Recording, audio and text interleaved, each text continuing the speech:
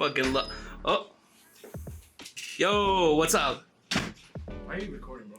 I'm vlogging. What the fuck are you watching? You know, some fuck shit. Fucking heated, bro. What happened? I fucking went to class today, got choked out twice. The fuck do I got a blue belt for, bro? I don't fucking. I don't feel worthy. You kind of bring the vibe down with this shit, though. To be honest. What do you mean? Shut the fuck up, bro. No, I'm not. What the fuck was that, bro? Alright, anyways. Bro, so. You're too angry.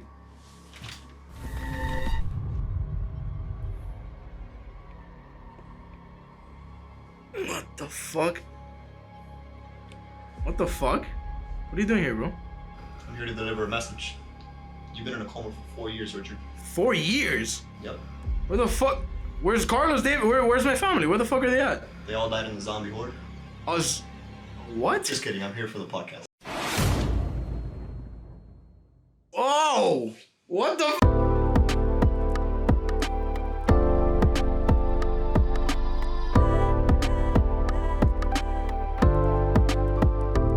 Yo! Welcome. This is Double Take, and this is take, I think, what, 17?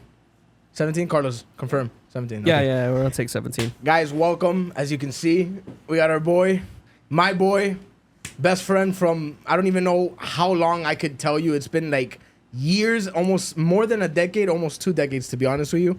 Since you've seen him. Since I seen him, no. Since I know him, grew up with him. This is a big guest. This is a very important guest. This is almost just as big as me having my own brother in the guest. So, welcoming Yasiel Ramirez. Welcome, bro, to the podcast. León Medical Center. Oh, no. We're already starting off strong. De nuestra familia.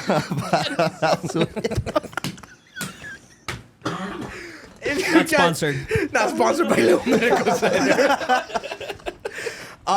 Bro, welcome, guys. It's a pleasure to be here. Yeah, man. As you I'm can see, nervous as fuck. This is nerve-wracking. So anyways, guys, obviously we have a lot of history, a lot of backstories, an insane amount of history that we're going to go into the depths of. Probably one of the funniest things that have ever happened in my life has been with him. Probably the most dangerous things that have happened. Some of the most enraging things too. Oh yeah, no. There's ups and downs to the T, but here we are. Yeah, but we're here. Man. Here we are. And we're in our gis, which is within itself, symbolism of this friendship is just insane already. But so far, what do you think about Don't ask why. No. Just go with it. We're gonna have Don't to ask why. Eventually. But so far, what do you think about the set, bro? What do you think about the podcast? I love it, man. I love it. You know, I've been hearing for quite some time now what you guys got going on here. And you have told me it's a pretty small space, but honestly, I mean, I love what you guys have done here. I love the setups. I love. It actually feels like a space of concentration. It feels like a space of work. Thank you. So I'm super happy, man. You know, any time that you're willing to invest to get ahead in whatever area you're trying to invest, like whatever area you're trying to get ahead in, I think it's an incredible thing. So I'm super happy. I think it's super cool. They have like all these like techie, widgety stuff here. So I'm with it, man. I'm with it. Hell yeah. 3 computers. But yeah. Well, I'm glad, bro. I mean, yeah. Yasiel has been like the one watching almost every video from end to end. Corner to corner. Corner to corner. Like a real That's an insider. But he's oh shit, the timer, by the way. That's right. But right. That's my bad. He's been our #1 fan. So it's only right that he had to be part of the podcast and be a guest. And he may be one of my favorite ones. We'll see. No, I'm not trying to pick and choose. No, I'm just kidding. Kevin, I love you. But but anyways, we could definitely start off with how me and him met. It's shameful for me in my end because he was a good guy. Fuck this guy. Yeah. That's all I gotta say, bro. You could do a super quick summary about your journey of like how you got to like the US and shit like that. So you could say that if you want. Sure. So I'm from Cienfuegos, Cuba. I was actually born in Cuba. I got here when I was 10 years old. And well, to kind of cut it to the part that we met, I was like maybe like 12 when I moved into the complex where we all met, our friend group. We have a friend group of like 9-10 people. And I remember I had math class with this one kid named Dairon, who we don't even know what he's up to nowadays. Hernandez? Yeah, Dairon Hernandez, the bulgy-eyed motherfucker. We just doxed him. I'm kidding. I had math class with this kid, and then one day I look down and I see him playing basketball at the complex basketball courts. Yeah. And I'm like, yo, that's my boy. So I'm gonna go down, I'm gonna play some ball, you know? So I get there, I'm a little bit of a shy kid. I think I barely even spoke English at this point. Yeah. And, Dairon's there. I'm like, yo, my boy. He's like, yo, let's play some ball. We were playing football. It was football. And nothing, everybody was pretty cool. Everybody was, very welcoming. Yeah. And then I think like an hour into like us playing football, this big four-headed ass kid comes out of nowhere with jean shorts, because that was like a thing back then for us. Shit was rocking. And then suddenly everybody's like, yo, it's Richard. It's almost like it was like, I don't know, like if Mufasa showed up or some shit. The god of foreheads that showed up. Everybody was like super happy that this guy showed up. And for me, it was kind of like, it sounds like a little bit of jealousy, but for me, it was kind of like, yo, like I want to have that too, like I want to be that cool, popular kid from the complex. And I think that day we played football, and like we were just like bouncing off each other. So it was kind of like, have you guys seen like 22 Jump Street? Like Doug and was it Brad and McQuaid? Fuck, I don't remember his name. I don't remember when they have like instant chemistry. It was kind of like that one of those cool like little like bromance intros. Yeah. So, but obviously it was too good to be true, because eventually, obviously, if I'm missing details, let them know. But I don't know what happened. I don't know what started the whole like throwing rocks at you situation. I know exactly what happened. So. This guy over here, he has a real easy time switching best friends. He's a motherfucker. Like, is this like ongoing? No, it's definitely ongoing. It's definitely ongoing. But once we're adults, we gotta like, obviously life does what life does, and we gotta go our separate ways. But there was this one kid in the complex named Alex, who thought he was like the coolest guy in the world because he had long hair. So, I think at some point... Carlos laughing loud as shit. At some point... I think at some point, we were all into like soccer back then before we got into basketball. And at some point, Richard and Alex started doing soccer practice together. So they became like best friends. And I think Alex just like simply had it out for me because like you and I were best friends, and he was kind of like trying to like squeeze in there and like replace me as like the best friend. Yeah. So then one day, I think we were all just like playing kickball or something. And Alex hits the ball, and unintentionally it hits my parents' car. And Alex screams out, "Oh my God, yes, we hit Yasiel's car!" And I got pissed because I was like, "Dude, like, why are you happy that you hit my car?" And then all of a sudden they started throwing rocks at me. I think they talked about. Did you guys talk about this? I think it was like episode 4, right? Podcast 4. Very lightly. I just knew that you were gonna be a guest, so I was like, I think I had the same reaction too. I was like, oh my God. They started throwing rocks at me, and I go upstairs, and my parents are like, what happened? Because I went upstairs crying. I was like 12, 13 years old, and I was like, yo, they threw rocks at me. And my dad, obviously, I mean, you could talk about my dad all day. That was the scariest sight of my life. Listen, obviously, I have no idea where that came from. I don't know where and why. What manifested me to be like, yo, just I need to throw rocks. But genuinely, it definitely was kid shit. It was just like, oh, this is funny. But that's like the whole like bully scenario when you see in movies where you think like this kid's like having a great time throwing rocks at people or like just bullying people. And I truly didn't have the malice intention of like, I want to hurt this guy. It just was what it was.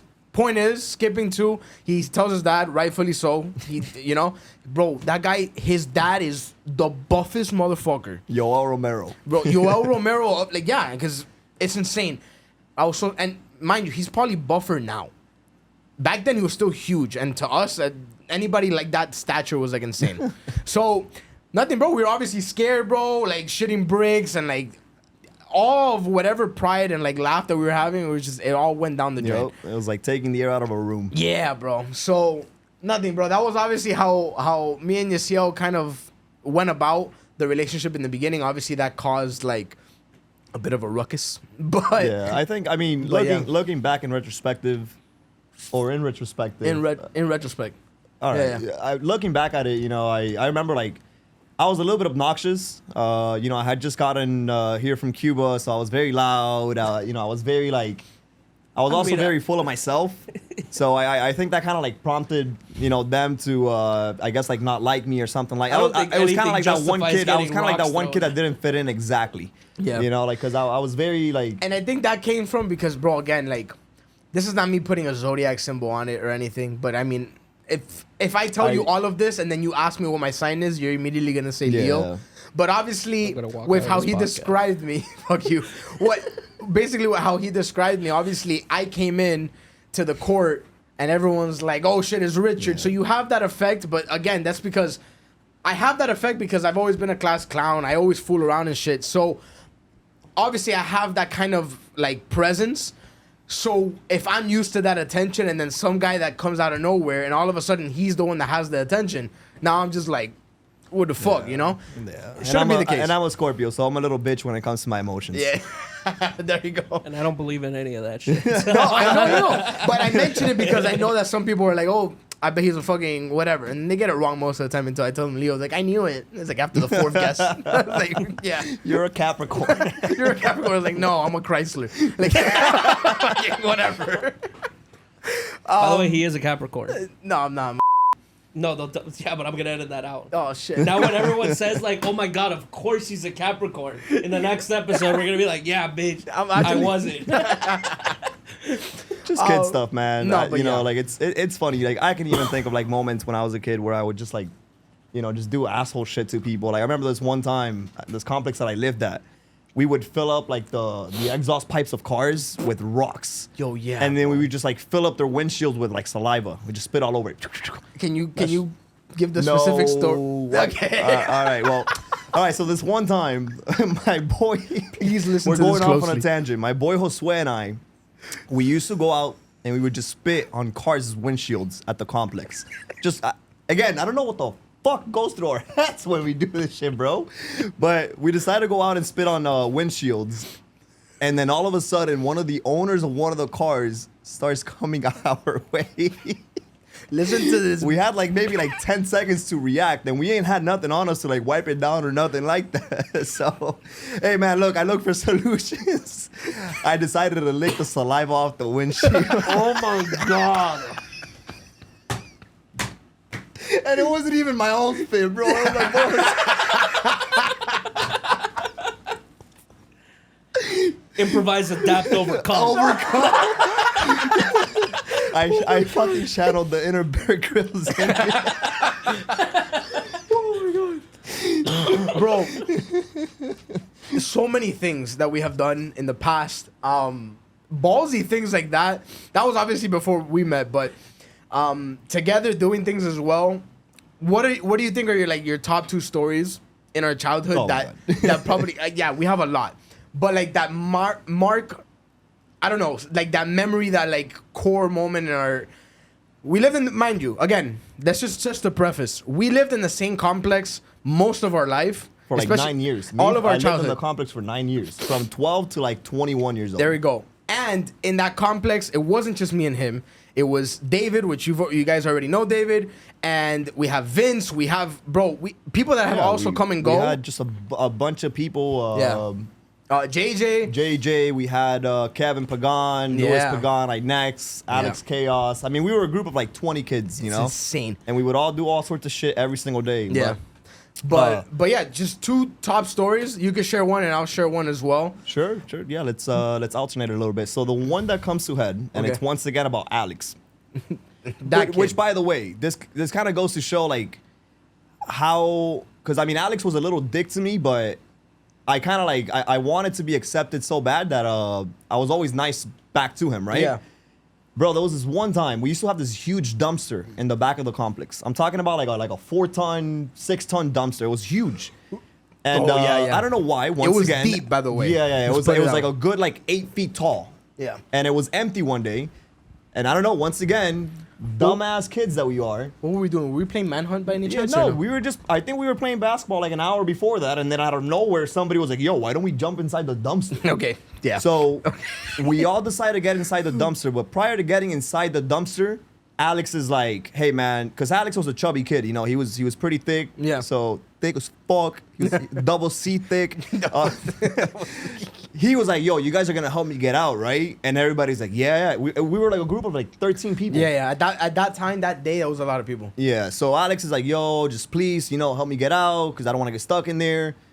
Dude, in my head, I'm like, all right, cool. We're gonna do this. I feel like Spider-Man right now. We're like climbing inside a dumpster. We all jump inside the dumpster, and then all of a sudden, all these motherfuckers are like, all right, let's get out and leave Alex inside. Yeah. Well, and I think that wasn't the security coming, or was the security? No, the president of the complex. President of the complex. The president. And she was like a mean ass lady who would always yell at us and shit. Yeah. And we jumped inside the dumpster, yo, and all these motherfuckers dip out of the dumpster, and it's just me and Alex. And Alex looks at me and he's like, bro, I need you to help me get out. And all I recall in there, bro, was me like literally trying to help Alex get out by freaking pushing his fat ass, bro. Like I literally like, have you seen that one episode of SpongeBob where like Patrick is like grabbing his butt cheeks? That's literally me like trying to like get Alex out of the dumpster, bro. I just couldn't because imagine I was a little skinny ass flaquito kid, man. I was like, I think at the time I weighed like 100 pounds. And Alex was like at least 180. Yeah, no. So he was pretty. That big. was definitely that was a core one. A core memory, bro, for sure. I have too many, but we also in the condominium, in the complex, we had many trees like surrounding like the complex, and we chose one tree specifically in a corner that would look out to like the cross street, and we hand painted that tree also as well with and paint. We would piss on it too a lot of times. That's why it grew so well. And we would think of so much shit to put in that tree. We would put like a couch, if it not a full couch, but like a block of wood to be able to sit down. It was like a little tree house. One time, bro, we're there fooling around. We're sitting on the tree. What did we threw a rock? No. Are you talking about that one lady that got pissed at us? Yeah. Oh no. So like the tree was positioned right next to a red light, and we would literally climb up the tree, and then just yell at people. So like if somebody would be at a red light, we would just tell them random shit. Me and this guy got the smart idea. Sorry, it's your story. No. I barely remember. That's why. Because that was actually my core memory number 2. Okay, no. So hop in. We decided to climb up the tree, and this lady passes by, and she stops at the red light, and she has her windows down. And I think either him or I were like, "Oye, mama me lo juego." And the lady turns, and she's like, I'm going to come catch you guys right now. And then we're like, no, she ain't. So we start clapping each other up, like, yo, who the hell this lady thinks she is, this and that. And then suddenly we see her turning left, because our complex entrance was to the left, and she comes into the complex, bro. Yo, the amount of bricks that I shit that day were enough to fucking build a skyscraper. Bro, it was bad. Bro, and that's like, bro, I'm telling you, like, surface level things, bro. Like, bro, I don't even know. There's so many stories, bro. Didon's sleepover, bro. Oh no! Wait, no, never mind. That's not the elbow like incident with Brian, right? No, we don't cannot even talk about that. No, we can't say that one. There's some things that we cannot talk about. But bro, nothing. There were sleepovers at houses. We would do manhunt around that complex. Was the funnest thing ever, bro.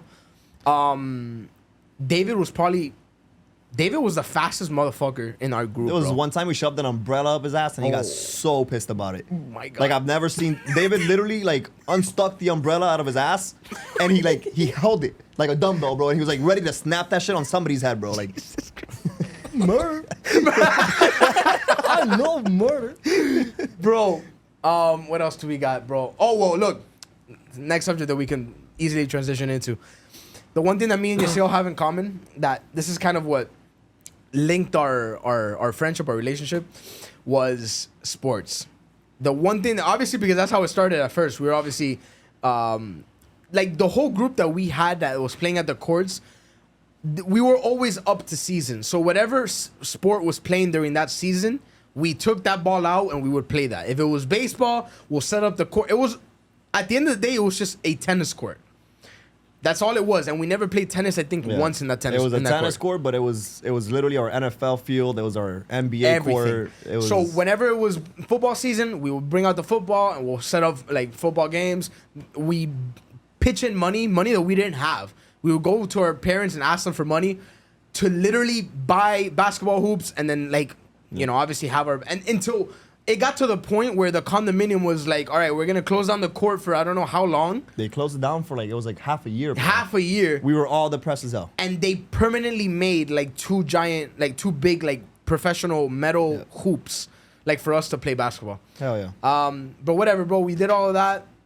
But yeah, that's the one thing that got us connected was the fact that if whatever sport I thought I was good at, this motherfucker came out of nowhere and just got insanely good.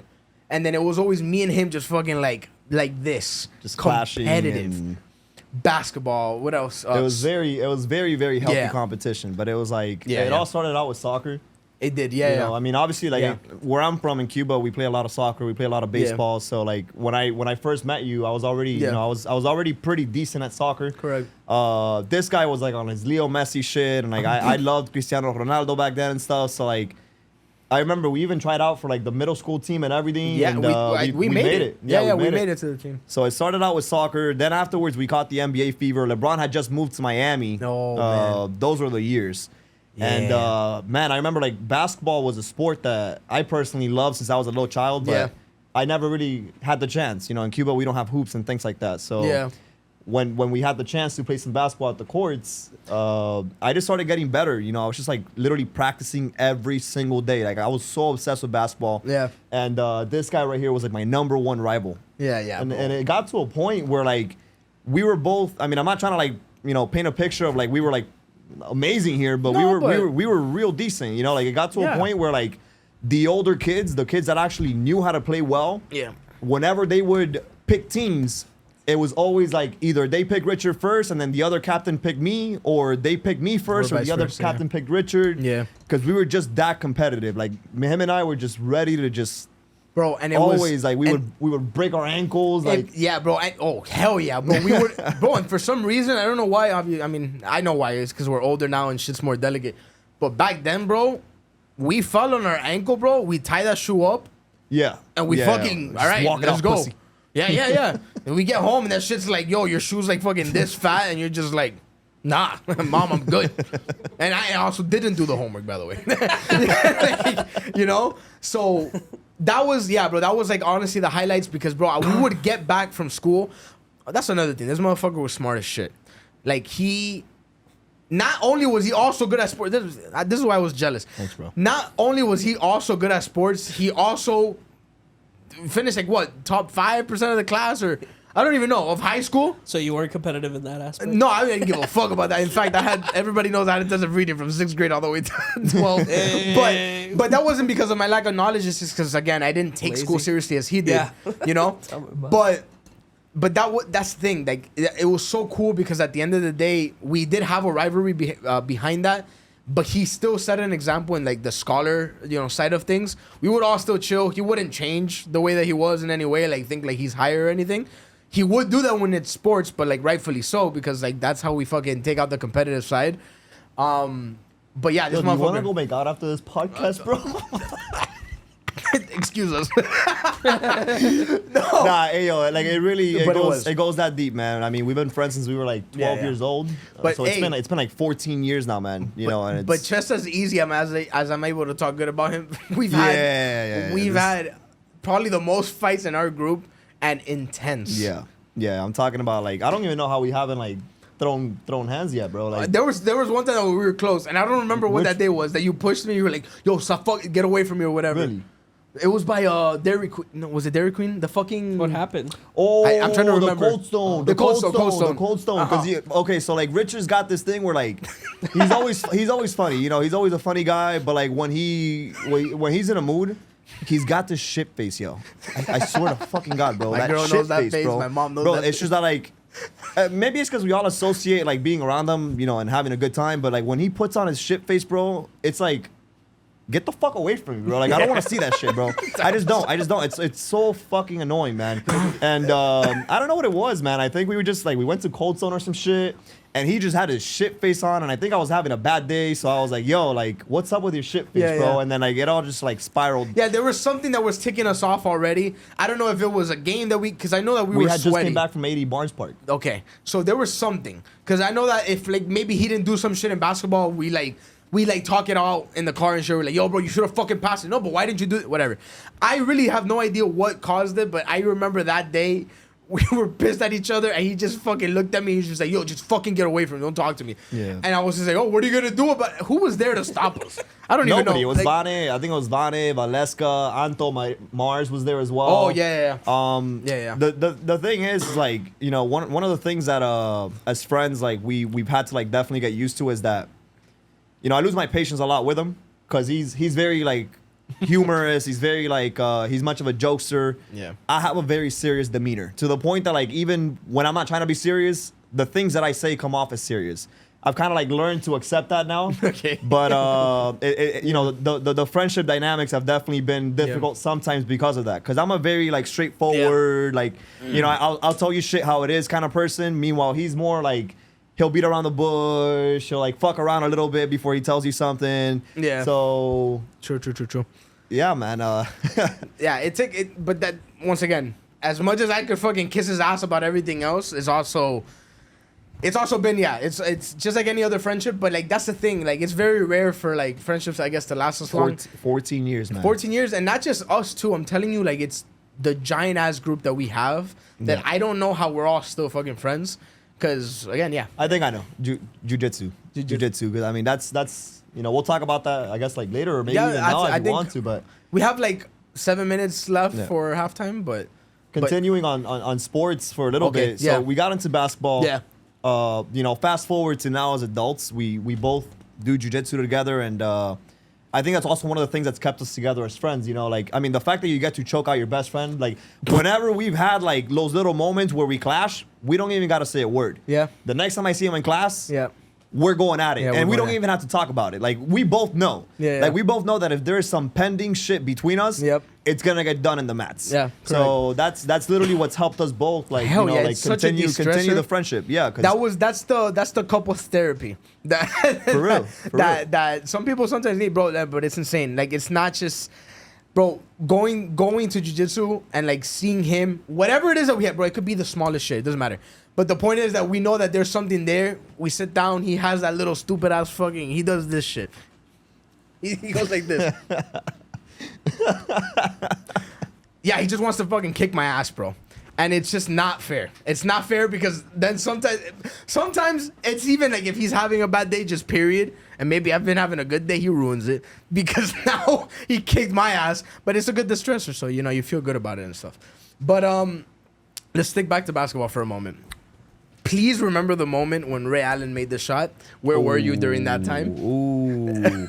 So for all you Miami Heat fans here, you're welcome, because we actually the reason why they all right. So back in 2013, Game 6, Miami Heat versus the Spurs. Right, the Miami Heat were down 3-2. Yep. Against the San Antonio Spurs. We're in overtime. Oh no. Well, I'm talking about like when we were when we were at the pool. Yeah. So I think like 4 or 5 hours before the actual game started. Yeah. Wow, yeah. Me and Richard are hanging out by the pool in the complex. That detail. And we were just literally going on a tangent, just talking about basketball and like, you know, just what we love doing, right? And this guy tells me, he's like, yo, can you imagine that Ray Allen hits a buzzer beater to win the game for us? We were literally just like, you know, like imagining, predicting. Bro. Wow. I mean, you tell him. Like, I forgot that detail until you said it right now. I forgot that we manifested it, basically. Wow, bro. Yeah, we were talking about that in the pool. We manifested. Well, I mean, we didn't know, obviously. We were just hoping, like, yo, he's going to make the final shot, whatever. And I remember we're watching it at my house. How big was my TV, by the way? Bro, it was the size of a microwave. and hung up on the wall proudly, by the way. It was on the wall. That was back then. The size of that monitor. Yeah, but too bad though. That was back then when plasma TVs were worth a kidney. Yeah, that's true. So you get like a 75-inch for like what, for real, man. Bucks, yeah, but back then, whatever. I had that small ass TV, and we're there like breaking our necks, just like. Oh, you made it. Oh, whatever. And we're there, bro, and we see Chris Bosh LeBron go for the shot. Chris Bosh gets the rebound, tosses it straight at Ray Allen, and then me and him were like, oh, shit. Like, everything's going on in slow motion until finally he makes that shot, bro. One of those moments, man. bro, he makes that shot, bro. We both looked at each other and we were like, yo, dog, no fucking way. Like, we literally just predicted what was going to happen in the game. Dog, we started screaming. Yeah. I think we went to the balcony Yep. because they did end up winning that game. Because that shot took it to overtime, and then they won the overtime. I think we were having a sleepover. I was sleeping over. Yeah. A slumber party. Thank you for making it. I think I was sleeping over at his house that day, and his mom comes in. Richard. They're gonna think we're gay, by the way. I'm just letting you know. I mean, well, it is girl's what it is, night. man. We have a major bromance. So Yeah, deal that's with true. it. Itzel, he's mine. There you go. It took longer than I thought. But anyways, and then he was sleeping over. But we were excited as hell. I don't even know how we went to sleep, bro, because we were just like, oh, I know we went to a balcony and we just hear bam, bam, bam, bam, bam, pots and pans. Was the pots and pans a thing back then? It was, right? Bro, it was. We went to the balcony. Was your sister not there? Yeah, my little sister was there with the There little we go. brother. We were trying to hook him up. That was like a prearranged. Thanks, Kevin. My little sister's real disappointed, bro. Yeah, right. But yeah, we were in the balcony hitting pots and pans, and then I think Aniel was there, still living there during that time. Anuel. No, Aniel. Yo, that was a good ass impersonation of Anuel. Aniel was an old friend of mine, and whatever. Point is, that was a magical moment in our lives because we got to see that live, and then we were what are you doing? I'm trying to get through this fucking podcast. This guy. I'm gonna keep going. And then he I remember us saying that we were he's still laughing. That they can't lose the next game because there's no way in hell that you're gonna make that shot and then just lose the series. But they won. They won the finals, and that was insane. But Oh my god, I'm sweating. that was also our love for doing weight as well. That shit was crazy. Oh, if you didn't think we were gay this whole time, wait until we start talking about, yo, we should stop. Like, okay, well, I mean, hey, I'm done. Listen, all right, I'm done. He's done. fighting himself right now. Yeah. This is so like I have this thing where like my mind tells me certain. Never mind. Okay, all right. Anyway. LGBTQ appreciation. Put it Yeah, up, put there we it go. up. Ding, ding, ding, ding. Woo, yeah. I keep forgetting. You're not supposed. Whatever. All right. Anyways, we're gonna go into halftime mad early right now. All right, Not bad early. It's on time. No, it's on time. Yeah. Well, I mean, we're gonna do 30 minutes, but No, because technically we started. You're right. it's on time. Halftime. Okay, zoom in on that one. Yeah, you went a little. That might look a little bit smaller when it went in your mouth there. I forgot the halftime shit. We gotta go to Publix.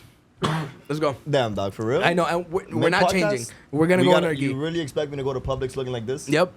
I mean, fuck it, let's go. Let's go, bro. All right, let's go. All right, boys. So what are we doing today? Well, first of all, he worked at this Publix, so this is funny enough. But we forgot the halftime again, and we're like, dated like 3 of the old ladies. okay. we forgot halftime again, so we're gonna go pick it up now. And in our jiu-jitsu post, there's a lady behind you asking for money. Uh huh. I don't got money. I ignored her on purpose. How do you always do that, bro? Any more commentary, or am I cutting? No, I'm just trying. Present it to us. We got Joba Boba Tea. I have like Joy 4 of Bob. them. 1, 2. Oh yeah, perfect. Because Felix is not here and Alex isn't here either. So not sponsored. You could do the zingers. The shop, the raspberry What'd you say? zingers. I'm gonna go with the zingers. Raspberry zingers. Not expensive. We're gonna do one. All right, let's get it.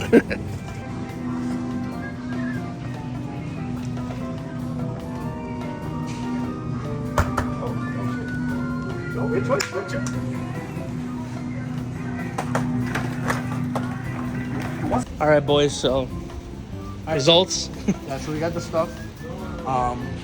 This guy tried to fucking fight with me in the middle of fucking public. I mean, you know not to do the universal pipe thing. That's the thing in jiu-jitsu. Whenever somebody claps you up and you guys fits hits, then you guys gotta fucking fight it out. So. That old guy when we got out right now, he was staring at us kind of funny, bro. Like he was making faces and shit. Yeah, bro. I wanted to tell him something, but then I was like, nah. Cause I was trying to be like, you know, trying to be funny with him, but Yeah. Should have decked him. yeah. Oh shit. I magically teleported to my seat. There we go. So, yeah, you saw what we got. I got some Joba Boba Boba tea. Got some Joy, bro. zingers. There we go. So, What'd you say? Take two. Second time. Second time. All right, I'm gonna open this Is bitch that why up. it's called the double take? Damn, but these look good. Dude, do these bring the straw, bro? Because are we gonna have to... I hope they do, bro. I hope they do too because I ain't got a shit. straw. They better have like the straw on the side or Oh, yeah, they do. Right here. Yeah, that's Nice. a very small All straw. right, so Joyba? give one of them to Yeah, bro.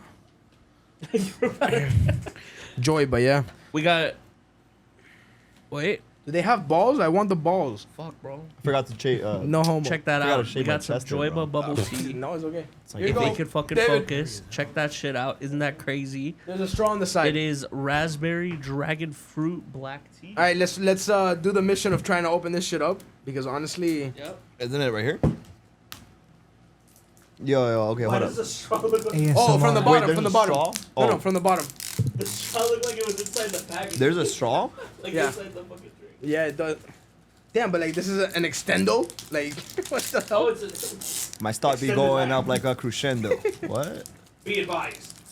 All right, hold on. How do we do this? Oh, hold up, open up the straw. Let's see what's up. Oh my god. Oh my god. Oh yeah. Okay. Ah. Damn. Yo, how do you open this, bro? You pop it through. You don't open it. Oh, okay. There you Shit. go. Check this action out. Mary Ellen, yo sé que he dicho muchas malas palabras. Por favor, discúlpame. Es que no, estoy nervioso, Yo, how do Mary you... Ellen is my mom, guys. My second mom. I love that lady to death. Straw. Yo, this shit's so good. How do you, bro, like... Pop it, bro. I'm having a hard Give time me. here, dog. All right, hold up. Give me. Oh, because it extends. Yep. Oh, that's cool. Yeah, that's the foreskin, and then you just... There you go. Bro, The same shit happened to me though. but you guys do it so stupidly. You're gonna make a mess. Suck that up. Suck it. There we go. How do you do this shit, bro? Bro, pop, hold, gimme. Here, you do it. I must be stupid as shit. It actually I'm tastes struggling really good, too. though. Look. Damn it. She just want to hold my shorts. Nice. Thanks, bro. There you go, bro. There we go. Can you do mine too? I don't think so. I mean, I could try. Eden Yeager. Eden? Oh, it's actually really good. Does it have boba, though? I thought it had boba. I thought so too. You got it? It tastes like Norwegian There apple you juice. go. Okay, let me. Norwegian apples. What the fuck do you know about Norwegian apples? What the fuck? Hey, say something in Russian. We have 30% of our viewers are Russian. Really? I swear to God. Alexei. Russia, Florida. Russia, Florida. Yup, that's our viewer. No, but this is... Bro, what is going on with this thing? I think I see the bubbles now. Pretty good. It is really good. But we can't. I mean, are we going to spend like... No, hold up. I was waiting for the balls. Yup. You got them. It's the ones that I like, though. Yeah, it's not the They think I tapioca don't one. like... Yeah, they think I don't like boba. I like boba. I don't like the tapiocas, which is like the gummy ones. But I think they have that at pho, bro. You just never get it. They only have tapioca? I've asked. Yeah. Oh, okay. All right, and then we also got zingers. Fuck I am tapioca. honestly not too sure about these.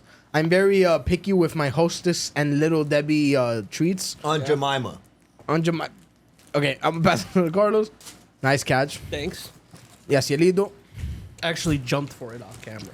It was a Davidito. crazy catch. And then Misito. I like sweets and candies. I'm not too a fan of pastries, but we'll see what's up. Pastries are better than candies. Pretty good. What'd you call me, bro? I called you a zinger. Oh, that has a filling inside. It's like a Twinkie. Yeah. You like feelings inside? I like feeling it inside. Yeah. I like getting filled inside. Go this. This is gay. LGBT representation. It is LGBTQ month. All right, and I It know is, we're joking about it but- a lot, but hey, no disrespect. You know, we joke. And actually, I want to get mad serious. This is not to, because we always give appreciation to LGBTQ. It's unironic. It's not ironic, but I do want to. I said. Oh, it's unironic, yeah. But what I do want to bring up to surface is also this month, which is very unfortunately unaccounted for many times, is Men's Mental Health Month. Oh yeah, And yeah, that is definitely not talked about as much. I'm a depressed piece of shit. Honestly, a lot of us go through that, and I've just gone through it a couple times. Luckily, you know, I'm at a better stage in my life, but that doesn't mean it doesn't come in waves. A lot of people do. This is just a quick side note. I don't want to get too deep, but just know that literally, I swear to you, you could always reach out to me personally, especially because we're not big right now, so we're not going to get that mad DMs. So But forget about it when we are. No. No. I'm always going to, you know, I obviously try. I do that for anybody. That's actually one of the things that our friend group has kind of been able to stick to a lot is the fact that we've kind of released that vulnerability to be able to speak to each other like that. And So just talk about let's shit. talk about that. Actually, I'm down. that's sort of been the theme of my weekend. So, for Yeah. some time now, I've personally, you know, I've been going through the ups and downs of life. I think part of it also has to do with the fact that we are starting to enter the adult world. And when you first become an adult, it's kind of it's a little bit of a shock. I don't know if it happens to you guys, but for me, it was a little bit of a shock because, you know, when you're a teenager, when you're maybe 19, 20, you're first starting to figure out what life is about, right? You're kind of like, oh, I'm gonna make all this money, and I'm gonna have this car, and I'm gonna have all these girls. That's and when the things like that. aspirations start coming in, for sure, yeah. But then once you enter, the adult world, where you're paying your bills, you know, you're starting to face the reality of what life really is about. When you start caring about people, you know, like when you have a girlfriend right now, man, you know, you're like madly in love. You know, when you start caring about people, Amen. For some reason that fear of like losing that sort of like kicks in, right? Like suddenly like life becomes like really overwhelming. Like I remember when because real quick, society has really shown that when things are happening very good, you tend to have this fear of like it's too good to be true or it's lasting too long, which sometimes because of you thinking that, you literally manifest some negative shit to happen. I mean, you attract what you think about. But personally, for me, this weekend has been about surrounding myself with good friends of mine, good masculine friends of mine, right? Because I was actually discussing this at church today.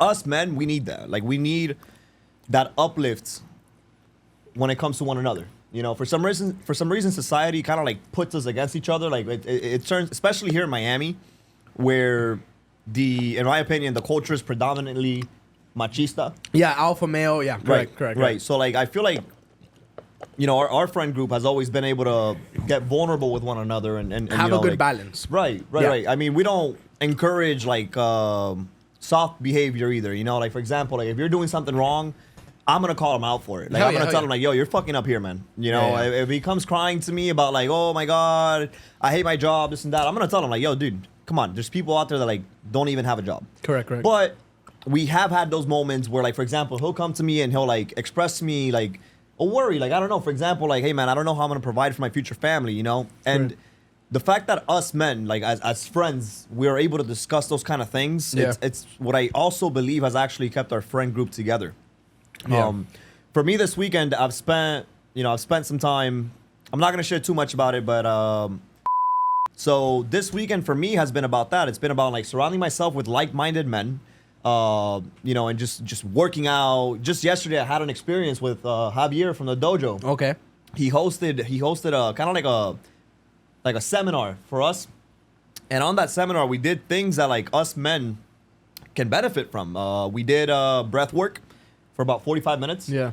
Then I did that afterwards- once with him, which was Yeah. bro, I got high off my own oxygen Supply, yeah. Like, That's what breathwork does. that was insane. But yeah, continue. And afterwards, we actually did some like Muay Thai sparring. Like we literally just went at one another. Holy shit. And then it's beautiful, man, because, you know, martial arts builds that camaraderie between men. There's always going to be a little bit of an ego there. Correct. There's always going to be that little bit of like, I want to destroy you. And it's always healthy to have that, though. Right. It's healthy competition. It generates that drive, yeah. Right. Yeah, and then afterwards, we did some ice baths. We alternated between the ice bath and some sauna. And then after all that, after putting our bodies through like literal hell, because that's what an ice bath feels like. I mean, I don't want to make it sound like it's that extreme, but if you've ever tried it, you know it's a freaking hard thing to do. Yeah. And after all that was said and done, we started talking about like what being a man is about, you know. And I was actually discussing this with a buddy of mine earlier. You know, being a man is I don't want to paint it like it's harder than being a woman, because that's not where I'm trying to come from at all. It's definitely two different realms. But I do feel like society nowadays does not really understand what being a man is about, and how hard it is to be a man, you know, because we're literally we're creatures that we are not given love unless we bring something to the table. You know, I kind of feel like that's just my personal opinion. Nobody has to agree with that, but I kind of feel like we're last on that scale. You know? But it falls into that's the reason why, again, just like everything that has a dedication to it in terms of like focusing on it for the month, that's why this month also has that focus on men's mental health, is because of the fact that a lot of the times, unfortunately, it definitely gets dismissed, or maybe doesn't get focused on because of that same aspect. It's because, mind you, I do want to say that it definitely has gotten better, because back then, in our dads' times, it was non-existent. Shut up and provide. Shut up and provide. And I mean, that's kind of the mentality that my dad raised me with, you know? I could never like shed a tear on my dad. I could never. I mean, now I talk to my dad about everything now. My dad's my freaking best friend now. But you know, as a kid, man, you're growing up and your dad's always like, "Hey, I don't want to see you crying. Shut up. Just shut up and don't show any emotion." And dude, I mean, we're human beings too, bro. And at the end of the day, we're literal children. We're grown children. You know, we all have an inner child. And if you want to read a little bit more about this, you can actually look into a book called How to Do the Work. We all have an inner child inside of us, you know, and that inner child needs to be seen, needs to be heard. And unfortunately, like I said, man, we live in a society where like men are we're being told to just, hey, shut up and provide, you know, but we're not given a manual on how to do this shit. I'm not trying to cry anybody a story here, you know. At the end of the day, like, everybody's got to get their own. It brings awareness, man. I completely agree.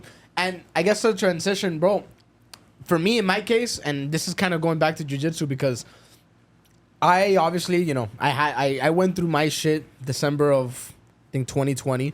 Right. That was when your last relationship ended, right? Yeah, correct. So that obviously got me like abrupt, because it was a long relationship, whatever. And I was like, oh shit, like what am I gonna do? Like, obviously, you know, you get in that stagnant motion of like, what? Oh my god, you know, like what is it that I do? What's going on or whatever, bro? And then you came. Obviously, we had the most of the group already kind of like exposed to it, because Vince was already doing it. Vince started in our friend group. We have a total of 5 of us. 5 of us do jiu-jitsu. Yeah, correct. It's me, him, Vince, David, and his little brother Kevin. And Angel. And Angel. Well, yeah, Angel. Yeah. Sorry, my bad, Angel. I love you, Baba. Yeah. Vince started out, then Vince got me in about 3 years ago. Yeah. And then obviously I saw what he was going through and I mean, obviously after he lost his relationship, you know, he was lost. Like, he was confused, you know, worried, obviously feeling, you know, down. Yeah, it was just like a lot of emotions. And no, I'm just glad that I already knew, because again, I did have martial arts in my background already. It was nothing new to me, but it was definitely a big time gap where I didn't do karate.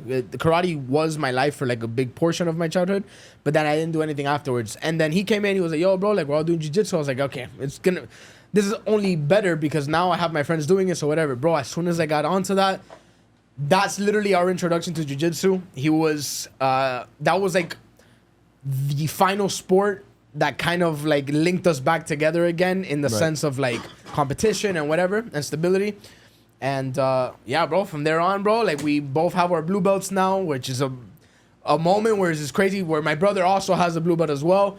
And yeah, we're like way deep into this. We're all like, you know, obviously, you know, you can hear us talking about jiu-jitsu all day long, and you know, you can kind of think like, oh, but it's just a bunch of guys like hugging each other aggressively and stuff like that. But what it signifies, at least for me, and I'm sure you can agree with this as well, it's a lot more than just going in there and beating people up, you know. And I mean, shout out Professor Francis. Yeah. Shout out Professor Marcelo. Yeah. Those are our two professors, you know, our two jiu-jitsu professors, and man, they've been such a big influence, you know, and they've helped us learn how to navigate this complicated water that we called life, you know. They've literally, you know, jiu-jitsu is in many ways, it's sort of like life, but dialed down. You know, a lot of what happens on those mats, we get injured. In life, you get injured. David. We you know, we go through ups and downs. We have periods where we can't make it to class because we're dealing with personal life. We have moments of happiness, you know, like where we see our progress and we see ourselves getting better. Yeah. And to me, that's just what life. It's a literal representation of life, man. Because you know that's what happens in life. You get beat up, you got to get back up, and that's the mentality that Professor Francis and Marcelo have instilled in us. Bro. You know, and I think that's it's a beautiful thing for women and men, but it does add on to that men's mental health. To that men's mental health thing. Like for me, jiu-jitsu is my outlet. Yeah. I mean, I can literally have conversations about jiu-jitsu for days on days on days because it's literally gotten me out of that dark place. I mean, I've been in some real dark places mentally. Yeah. And no matter how you're feeling, whether you're feeling happy, angry, sad, depressed, whatever, I can't think of many emotions right now. Yeah. You go in there and I guarantee you walk out feeling happy. Hell yeah. Man. Decompressed. You walk out feeling happy. Decompress. And yeah, bro, I think we've talked about it many times. Like using jiu-jitsu is like even in daily things that we do, bro, folding clothes, fucking getting off of bed, all that shit. Everything transitions to like that, or at least we associate it to that because we do see the resemblance and like what that type of sport has given us and why we relate it so much to life itself is because, for example, in jiu-jitsu, when you're in what's called a mount, like you're under the mount, it's a very dominant position that person, has over you, and you try to get out, and it's a struggle. Like trying to get out of a mount from someone that knows what they're doing is insane. So that's like the biggest thing that we focus on whenever we're in a position like that is what?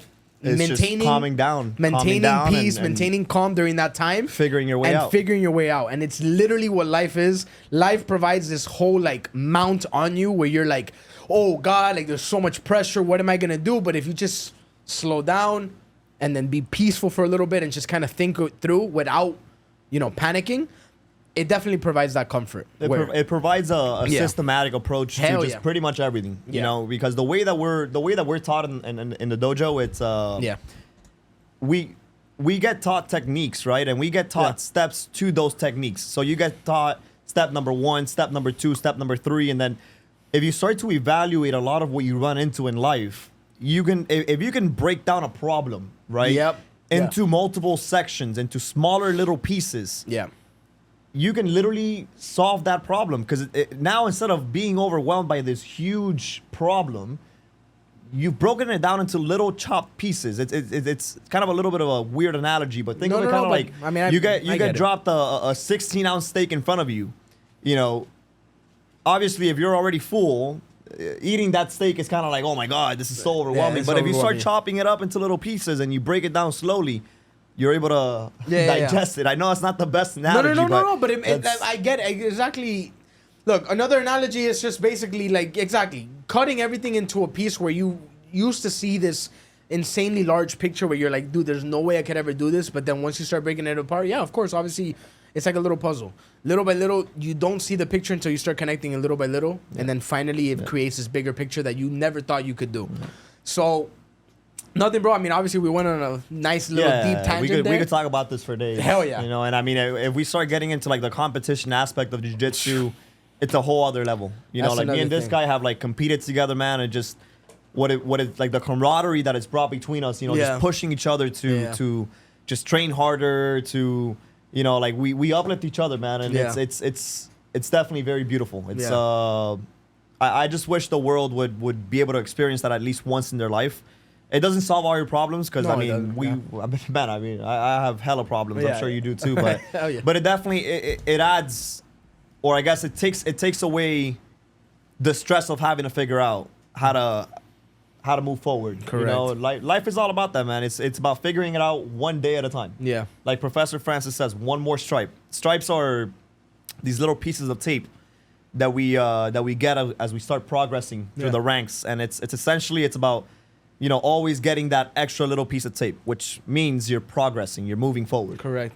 Yeah. So nothing, bro. I mean, obviously, yeah, we went on. So talking about moving, why don't we talk about one of the craziest memories that we've got? Bro. What was it? When was it? Summer of 2021? Yeah, 2021. I decided, because we had a trip 2021 already. I think it was in May when we went to California for the first time. Yeah. No, it was April. April of 2021. We all took a nice little trip to California. We took a visit to California because we have 2 friends over there, Chris and Vicky, and they were already living over there, and we're like, bro, fuck it, let's go to California. We've never gone across the whole country, whatever. So we went on a plane trip. We went there for the first time. Amazing, beautiful. And I don't know what got into me that I was just like, I was with Mars during that time, and Yasiel, and who else went? My brother went. It was Carlos, Kevin, Alex from the podcast. Oh, yeah. Was there. It was a group of like 9 of us. Yeah. And me and Mars was like, we should move to California. I was like, yeah, whatever. Funny, like, cool joke, whatever. And then eventually, I don't know what happened that we really took it seriously, and she was like, I'm actually going to go. So if you're down, meet me over there. I think it's because Sylvia, the girl that also tattoos with her, Sylvia was like, hey, you could just stay in my room, you know? Yes, that's true. But the only reason that happened was because it was already a plan, like, to begin with. Yeah, it's just that Sylvia offered the place to be there before we got the lease for the apartment. But I remember us talking about it, and then we finally made a decision, and I was working from home. What are you laughing at? I'm sorry, dog. I just can't fucking stop thinking of it. Whatever, bro. Okay. Bro. And I was working from home during the time, so it was like, okay, this might be a possibility. So, and I've been wanting to move out already for a while, so I was just like, all right, Mom, Dad, I think I'm moving to California. They didn't believe me. So I was just working on it little by little. I'm contacting Chris and Vicky and Mars. I'm like, yo, how much money for this? How much money for that? We spent hella money, obviously, for the initial fee and all the shit that you need to pay for an apartment. And then finally we're like, all right, and how are you getting over there? I was like, yeah, I'm driving. Yeah. I'm going to take my Honda Civic and I'm out. And then I asked the guys, I was like, yo, who's down to come with me? Rich is one of the few people in Miami that don't have a loud-ass Honda Civic. Yeah, that's true. My shit's quiet, chilling. And I asked the guys who's down to come to California. Obviously, everyone was shocked, but he was one of them, and Alex was the other. Fucking road trip. And we did a road trip across this fucking 3,000 miles in my Honda Civic. And I think the most annoying drive was from here to I mean, yeah, we went from Florida, we passed by Mississippi, Alabama, Louisiana. Passing Mississippi and Alabama was the most annoying state. The armpit of the United States, yo. And it literally stinks like one. Yeah. But we were getting looked at differently in bro, like, we talk English normal, right? You would assume. I mean, what is normal? That's what I'm saying. Like, it makes me question it because of the fact that the way that we got looked at in gas stations in Alabama and Mississippi is because they look at us like... Yeah, once you're outside of Miami, in other words, 30 minutes up north, you're Mexican. Everywhere you go, you're Mexican. Yeah, correct. So, nothing, bro. And so many stories that were happening in that road trip. One of our stops was... I don't know. What's up? San Antonio? San Antonio, man. San Antonio was special, man. So, what do you want to talk about San Antonio there? All right, so in San Antonio, it was actually like our first real stop because the night before, we had stopped at Mississippi. We had been driving out of Florida. I think it was like a 12-hour drive. And once we got to Mississippi, we couldn't... Mind you, Mississippi, for some reason, I mean, somebody correct me here. There's only like 2 fucking hotels in that state. Yeah. Like, Jesus. All right, well, anyways, we couldn't find a hotel in Mississippi, so we ended up having to sleep in the car. This guy was like mad fucking irritable. Yeah, we can literally, we should post the video. I can send you the video. Yeah. So the next day we got to San Antonio after driving another like 12 hours, I think it was. Because Texas is fucking fat, man. Yeah. We just wanted to make sure that we get to the middle of Texas because it's the biggest state and it's the fattest state. Yeah, we wanted to just get over Texas because, I mean, Texas alone was like... the size of Texas is literally the size of Louisiana, Mississippi, and Alabama put together. Yeah, it was like 8-9 hours, bro. So we make it to San Antonio, and we're just checking out what San Antonio is about. We're seeing like the river. If you guys have ever been, San Antonio is known for like its river system. Yeah. And there's a whole lot of like boat tours and things like that. Hell yeah. And it's also known for like frozen daiquiris. Like they sell frozen daiquiris in the and in there's the like river. 7 shops of like everybody selling daiquiris. Right. But So yeah. we asked this one guy, like, hey man, you know, mind you, we're from Miami. We love our perreíto. We love our like, you know, our getting down and dirty. So we asked this guy that's selling daiquiris. We're like, yo, like, where can we like go for the night? You know, that's actually hot around here. And the guy's like, oh, just go to Howl at the Moon. We were like, all right, this is gonna be interesting. Yo, we get to Howl at the Moon, and all you see is these people literally like performing Every song that you could think ghetto of. music. Like they were literally performing with drums and a guitar. Ghetto, like Kendrick Lamar's like swimming pools and shit. Yeah. Like they were doing every song that you could think of. It just wasn't coming out of any speakers. It was them doing it. it was like an acapella Kendrick Lamar. Yeah. reenactment. They were covering music. That's it. And we were like, okay, well, I guess this is the vibe, whatever. Yasiel started us off with like 3 shots and like a raspberry, a cranberry vodka. I'm that guy who tries to get everybody drunk. Yeah. 'Cause otherwise, it ain't fun. Which, by the way, he doesn't know still to this day until now. He's figuring out in the podcast. The second shot he gave me was it was not in my mouth. fucking dickhead. I threw that shit out. Wow. I was not ready. And no, but good. And because you know how the night ended. So then we get to we're like, oh, I just whatever. lost the booger. We get to the no one's gonna see that. Zoom in. We get to the table. And we're just there kind of vibing out, whatever. We have waiters coming back and forth, like asking for. This guy asked the waiter, I promise you 6 to 7 times, yo, another set or another 3 cranberry vodkas. Road trip. Bro, cranberry vodka. And I'm just like, yo, I was like, yes, yo, stop. He didn't listen to me. Obviously, he was already drunk. And I was telling the waiter, I was just like, yo, no. But he didn't. He looked at me and then he was like, looked at Yasiel and he was like, and then the guy's like, 3, got it. Takes his money, whatever, dips, comes back, and then this guy, you want to talk about the dancing? No.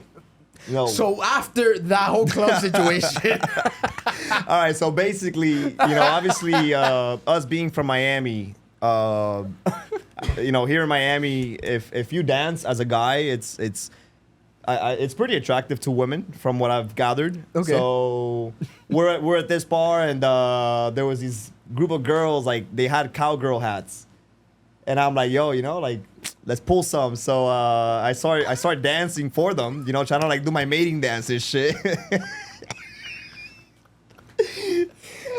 They gave me the weirdest fucking look, man. I mean, we're in the middle of Texas, you know. These people are all wearing like fucking cowboy boots and shit. the dance that he's talking about is him thrusting his hips onto the floor as hard as he can. And as he looks, and I see him doing this, I'm like, all right, this is the normal shit that we do when we would go out to clubs, right, in Miami.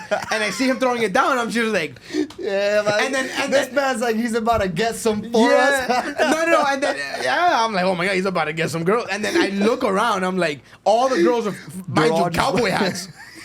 They're all like, what is he doing? What is he doing? It's just, and I immediately, I like, look, like, my face changed. I was like, you fucking idiot. These guys are like, I don't even know him. And then, yeah, bro, I mean, whatever. That was just insane. The real story comes after. Yeah, right after that, whatever. I start getting irritable again. Bro, He puts on that shit face. Yeah, bro, I seem like an asshole, but I swear to God, since I was the only one basically sober, I was just ready to get the hell out. So we go downstairs. We got hot dogs or tacos downstairs? I don't Tacos. fucking remember, dude. We got tacos. Tacos. Oh, that's right. We got tacos. Yeah. Right across the street. No, not even across the street. It was literally like downstairs, right? And there was like, bro, they were selling tacos. It was fire. So we went. We waited in line. We got tacos, and then we walked all the way to the hotel. They were all worried. They're like, oh, bro, we're walking the wrong way, whatever, this and that. But I knew where we were going because I was following the map. Damn, I don't remember any of that, bro. I know. And then we get to the hotel. We get to the hotel room, and then you could take this one. So obviously we had been striking out the entire night. We get back to our hotel room.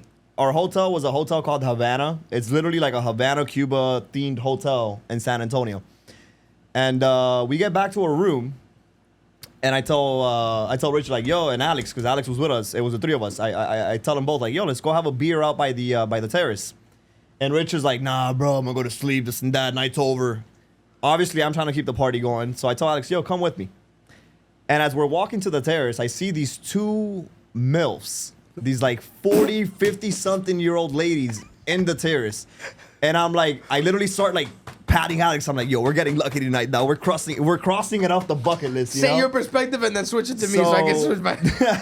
Go. So I told Alex, like, yo, come on with me. Let's play some game, you know?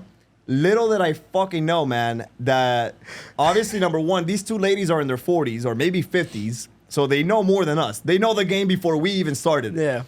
And additionally, man, one of these ladies was a holistic psychologist. So she not only was she a professional like psychiatrist or psychologist, she was also one of those like ladies that has like major intuition. I can't make this up. Yeah. Very like a spiritual like essence to her. Like it's insane. So the conversation, like I literally, me and Alex, all ballsed up, you know, we're like, all right, you know, so we go outside, we sit down next to the ladies.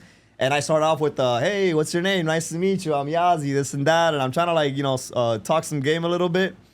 And the old lady looks at me and she's like, hey, listen, honey, I have a son that's your age. That shit ain't gonna work on me. Anyways, I'm still trying to put up a front. You know, Alex is already looking at me with that face of like, oh shit, bro, like they caught us, you know? And man, just to like put it shortly, the fucking psychologist just switched it on us. And it went from like 1 minute us trying to spit game and us trying to like get at these women to us literally bawling our eyes out.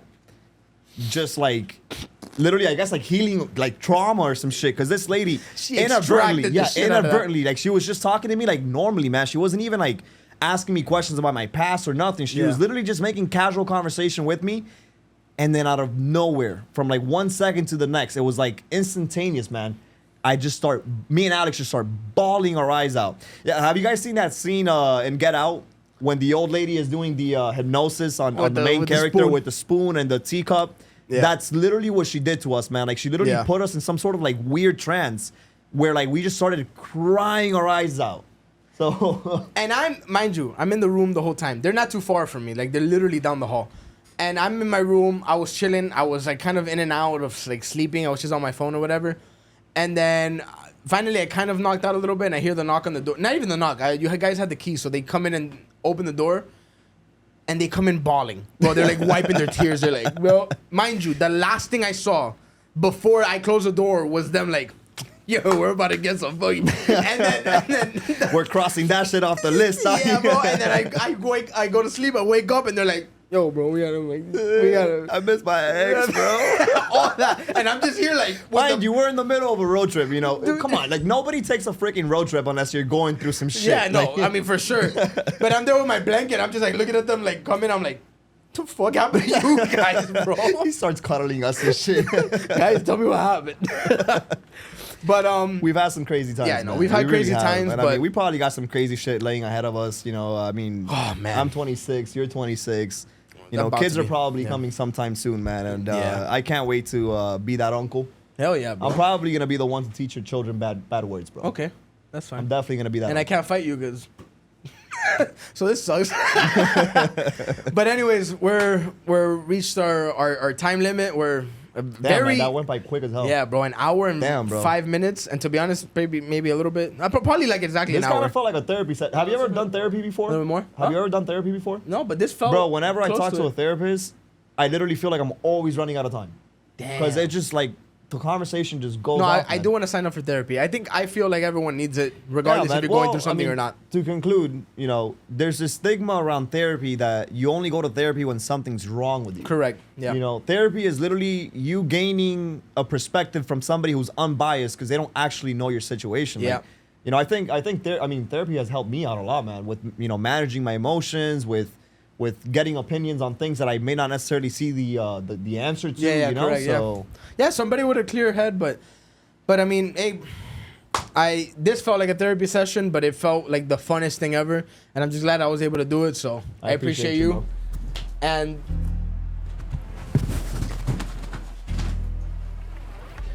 I'm gonna get it. It's in the fridge. Christ. I'm gonna pass it to you. Oh yeah, get it. Sorry, you're so used to doing it because Felix fucking closes his eyes and. What do we got? Yo, Yeah. Let's just pretend like you're getting up to go. All right, let's fuck. do this again. Yeah, we gotta pretend like we went to Publix. Yeah. All right, yo. So anyways, just go back to Your halftime. editing is gonna be insane, bro. Yeah, fuck you All right. guys, all of you. Ready? Including you. Right after halftime, we're gonna be like, we're gonna act it out. Put up.